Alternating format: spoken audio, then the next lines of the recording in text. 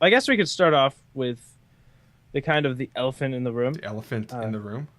I mean, not really. It's kind of actually like the least talked about thing at this point. I feel Yeah. like, which is the new MacBook. They kind of reinstalled the Mac, just plain old MacBook lineup, to fit something in between the MacBook Air and the MacBook Pro, which is interesting. I don't, I don't know. Let's get your thoughts on it first, and I'll tell you what I think about it. Okay, so there's a lot to talk about this because, from a design standpoint, it's gorgeous. I mean, what can you Yeah, not like about it? It's thin, it's super thin. I mean, and it comes in multiple colors, gold, which I don't really care much about, but this space gray is absolutely gorgeous. I've been wanting a black MacBook for the longest, and you actually had the only MacBook that came in black back in the day, right? yeah. Yep, I have that out in our family room there, so it's kind of a cool relic, but it's slow as hell, so there's no point of actually trying to use Yeah, it. but I mean, It's pretty cool. look at these pictures. I mean, it's razor thin. It's basically a little bit thicker than an iPad Air too, Yeah, which it's I think what 23% thinner than the iPad, the Mac, MacBook Air, yeah. I think So it's the 11 inch. Jeez. 13 millimeters thin, which is crazy. I mean, all Yeah, intents and purposes, this is like an iPad with like a keyboard case attached to it. I mean, that's yeah, basically what it is. but the keyboard is so damn thin. It is. Like it's as thin as the screen. They had to re-engineer the keyboard. One other thing that's of noticeable improvement is actually the touchpad, which not only is a multi-gesture touchpad, but it has actually force feedback, and also it senses how hard you're pressing on the trackpad.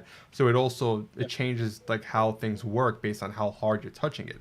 So I mean that's pretty awesome, and they included that on the 13-inch MacBook Pro, and we'll talk about Yep. the other MacBooks afterwards. But I think that's a Um, really good addition. What do you think about that? Yeah, for sure. They're definitely really making everything feel much more solid, I guess. They're kind of tightening up on design flaws that they've seen. And you mentioned a little bit earlier the keyboard is a bit different. They actually like reinvented the wheel kind of, and they took away the scissor keys, which almost I think everything except for mechanical keys have. No, even mechanical sometimes have scissor keys, but these have butterfly keys, so there's almost no wobble in the key, which I'm sure makes it feel really premium. Hmm. Which I'm kind of interested to see, and maybe they'll carry that over with the next generation of like MacBook Pros and stuff. I'm sure. You never Yeah, know. even probably a standalone keyboard, maybe. Yeah, But if you look at this picture, it shows the internals of this MacBook, and it's basically all battery. I mean, like the logic board is so small; it's smaller than an iPhone by far. I mean, yeah, they miniaturize the hell out of this logic board, and yeah, it's crazy to think about.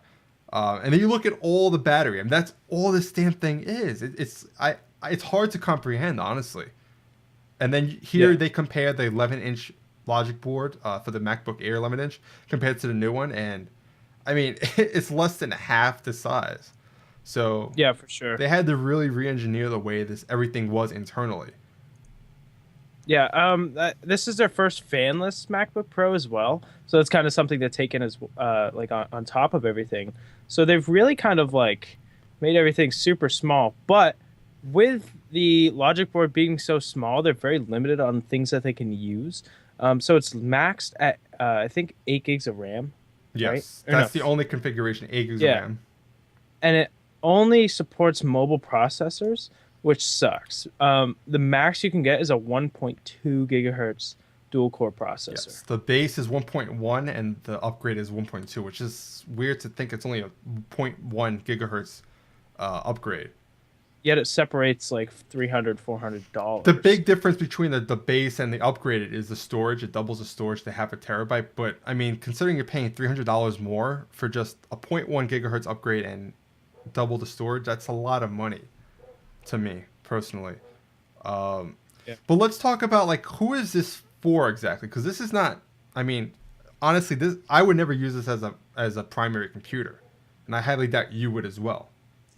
I'm totally disinterested in this because earlier I went through and looked at like the price points between the the next model up, which is the MacBook Pro 13-inch, or the next model down, which is the 13-inch MacBook Air, or not 13.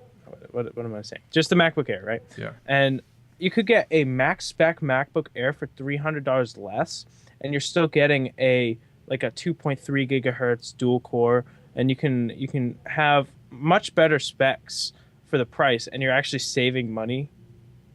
And with the 13-inch MacBook Pro with Retina for $100 more, you can get a way better processor, which is an i5 and it's like a 2.8, 2.7, which you can turbo boost to 3.3. You can get higher RAM, you can get higher storage, and you also have the Retina display. So it's pretty similar, but it's I don't know. I feel like it's more worth it to get a 13-inch MacBook Pro. Not to mention, even the discrete graphics card is better on the MacBook Pro. It has the Iris, not the Iris, the Iris, not the Iris Pro rather.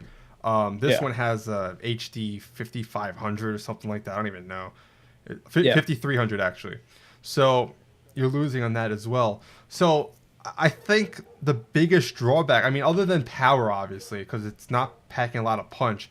The biggest drawback with this thing is the I/O ports. There's only one, well, technically there's two ports, the headphone jack and the new USB-C port, which can do everything. It charges it. It could be HDMI, USB. It's all in one port.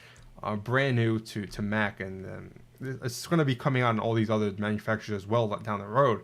But just the fact that, I mean, over the years, they've really been weaning us back on ports. On the MacBook Pro line, MacBook Air especially, I mean, they really restricted the number of USBs, Thunderbolt, everything in general. So now they really just completely took everything off. So now they have adapters for everything. They have a $80 adapter, which has a HDMI port, USB port, and what's the other one? I forget what the other one is, but SD. No, it's not SD. It's a 3-in-1. Yeah, the one that comes with that is a USB, HDMI, and SD. Oh, okay. Well, and then there's like a VGA and a USB. DisplayPort USB. Yeah, so you need to buy adapters. I mean, if the fact that they still sell VGA port is like, why? I can see that because, like, certain, like, if for business purposes, a lot of projectors still only have a VGA, so. Time to upgrade, okay? Yeah, no, I understand. But I mean, you got HDMI projectors over there where you work. Yeah, sure. But they're actually one of the older conference rooms has only VGA. It has VGA and DVI, so no HDMI. Yeah. But yeah, so that's the biggest drawback on this thing. And to also boot that you're paying at least $1,300 for this thing, and you're lacking the ports, you're lacking the power. It's a hard sell. You know, granted, it's supposed to be a middle tier MacBook. It's not a MacBook Air. I guess it's a little bit more powerful than a MacBook Air, slightly. You have to wait for the benchmarks on this because it's really tough to tell. I'm sure that the i5 dual core will beat out the mobile processor. Probably easily. Yeah, maybe. It's guaranteed, I think. Especially because this thing has a Retina display and the MacBook Air doesn't have to power that. So. But it's like, that's the consumer that you're going for, really. Like, who would actually use the MacBook, just a plain old MacBook, like for anything other than like surfing the web? Because if you're doing any sort of creative like platforms such as Photoshop or anything like that, you're gonna go for the MacBook Pro or the iMac or something like that. You're not gonna go for this. So it's kind of a niche product. I mean, the way I saw it is it's either the person that really just is a web surfer, they're just using it for email, web surfing, social media, that type of stuff, or it's the power user that needs something ultra portable.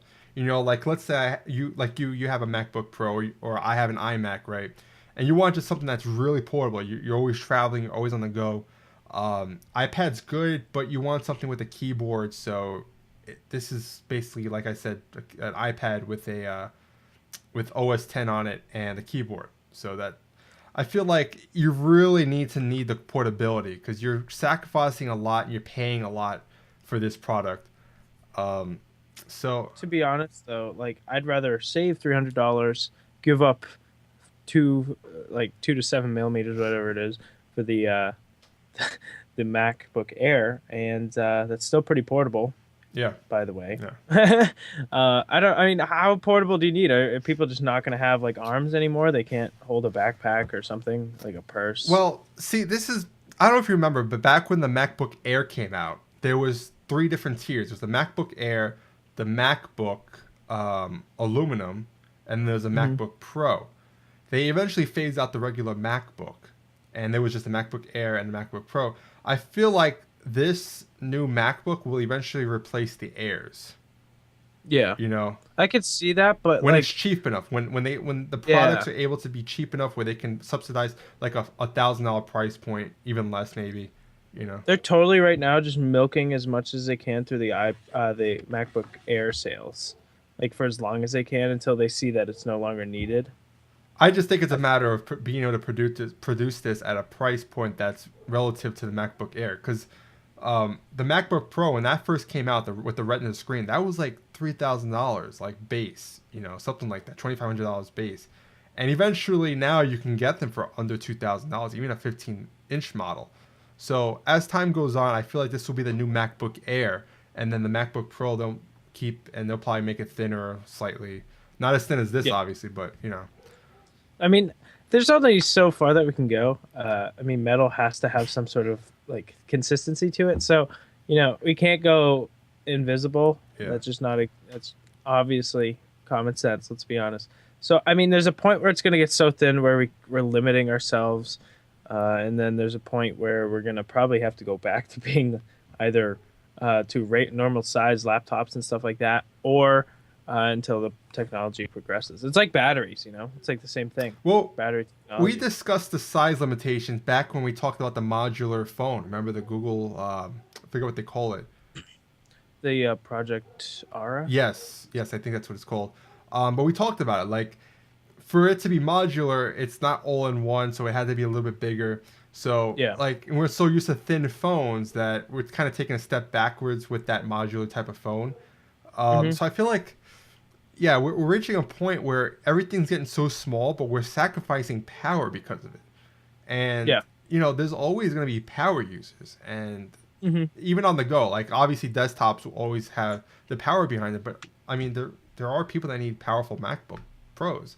Yeah. So I don't know. I don't like the trend that this is going. Even the MacBook Pros, like they all used to have dedicated graphics cards, mobile graphics cards, granted, but still, it's better than integrated. Yeah. Now it's kind of mixed, and they're slowly weaning us off of that. Soldering in the RAM and the CPU and everything like that. Hmm. I mean, it's kind of like, you know, there's a point where computers. I mean, people like to customize their computer some way or add on to it, That's gone with and Apple though, yeah, completely. that's not really even here. Like even with the Mac Pro, you're still limited to a certain selection of Yeah. things, and it's mainly sold through Apple. So it's like, okay, Yeah, so I mean, I'm not really liking the trend that's going. The one thing that really confused the hell out of me is first they have the three colors now. Why can't they make those three colors in the other lines, the Airs and the Pros? It seems like it really makes sense, especially the space gray. I love the space gray. That looks amazing. I yeah, would be all over a Mac Pro with the space gray. But I oh yeah, understand it's new. They want the new MacBook to have some kind of novelty. Whatever. I can live with that. The other thing that really confused the hell out of me is the 13-inch MacBook Pro got a nice update this time. They got the upgraded trackpad with the haptic feedback, whatever. They got the new Broadwell processors and a couple other little things. yeah. Meanwhile, the 15-inch got nothing. There was no mention of an upgrade. So Which sucks because that's like so I that. If I were to get a MacBook, that would be the one I go Yeah, for. so it makes no sense. You're going to be spending so much more for a 15-inch, and you're not even getting like the newer trackpad. It's Yeah, just it boggles my mind. And obviously the Broadwell, the upgraded chip, you would like that as well. But it's mostly like the trackpad. Why couldn't they throw that in? I don't know. I mean, they're not going to yeah. be That's phasing out the 15-inch MacBook Pro. That's not happening. There are definitely too many people that want that size. Yeah, that's like kind of a that's a granted like what the frig? I have a okay. That's kind of a granted thing to have is the 13 and the 15. Yeah. Like the 15 is definitely for the more power users, and people who don't really care about portability because we just put it in our backpack and walk around with it and don't cry. But um, yeah, I don't know. I think they might have something more for us later in the year for the 15 inch. I don't know. I'm hoping. I mean, I'm thinking they're probably going to be doing I don't know, because the Retina just came out and they already slimmed it down, so it would be too early for them to slim it even more. Yeah. So Well, if they did like a processor upgrade or graphics card update, that'd be cool. yeah, but They went to like a 900 they didn't series. touch That's anything, so I don't know. It's just that really bothered me to see that they upgraded the 13 inch but not the 15-inch Pro. So yeah. either way, so